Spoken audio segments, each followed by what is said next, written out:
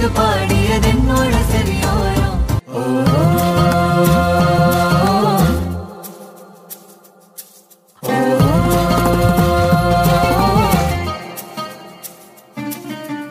என்ன மாடசாமி, இந்த வருஷம் அறுவடை எப்படி? போன வருஷத்தோட இந்த வருஷம் மகசூல் ரொம்ப கம்மி தான்ப்பா. நீ தமிழர் பண்பாடு பாரம்பரியம்னு நாட்டு விதை இயற்கை உரம்னு போட்டா எப்படி விளைச்சல் வரும்? பாரு, செயற்கை உரம் செயற்கை விதைன்னு போட்டு நல்ல விளைச்சல் வந்திருக்கு. ஒரு புழு பூச்சி அண்டிச்சா நீயும் காலத்துக்கு ஏற்ற மாதிரி மாறுவியா? அதை விட்டுட்டு நீ சொல்றதும் சரிதான்ப்பா. தமிழர் பண்பாடு பாரம்பரியம் சொல்லி எல்லாமே நாசமாதான்ப்பா போச்சு.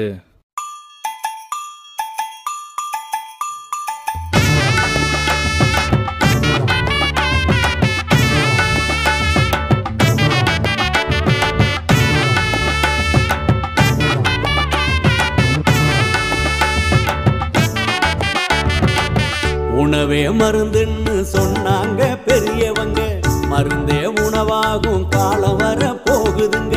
நொறுங்க தின்னாக்கா நோயோடி போகுமுங்க, பொருந்த சொன்னாங்க பொறுப்பாக கேட்டுக்கங்க. நீயும் நானும் இங்க 100 வருஷம் வாழணும்னா, நோய் நொடி இல்லாத தேகம் கொண்டு ஆளணும்னா, முன்னோர் சொன்னதையும் முறையா கேட்டுக்கணும். முதன்மை தேகம்னு தலையில போட்டுக்கணும். பாட்டி வைத்தியமும் நாட்டு சமையலும் நாக்க உற வைக்கும் வீட்டு கைமணம். 6 சுவைகளை நானும் சேர்க்கணும். ஆரோக்கியமா வாழ அதுவே துணை வரும். உணவே மருந்துன்னு சொன்னாங்க பெரியவங்க, மருந்தே உணவாகும் காலம் வர போகுதுங்க.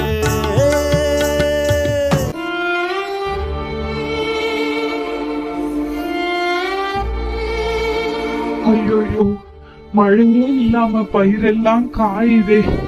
கடனை உடனே வாங்கி செயற்கை உரத்தை வாங்கி போட்டேன். மண்ணு வளம் இழந்து விஷமானதுதான் மிச்சம்.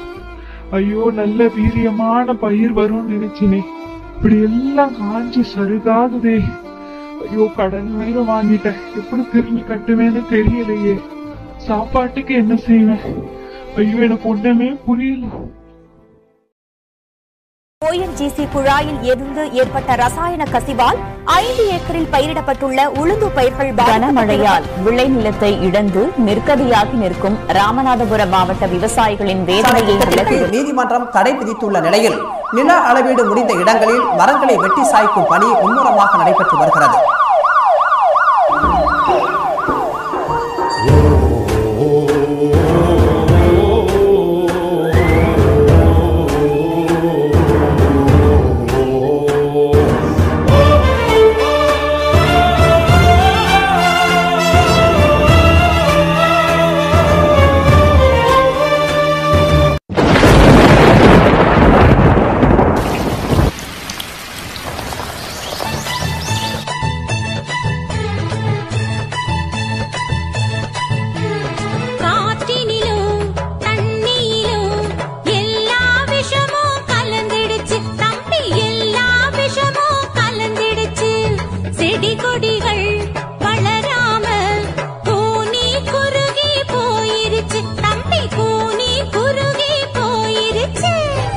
இயற்கை வளங்களை பாதுகாக்கும் சங்கங்களை அமைச்சிடணும்.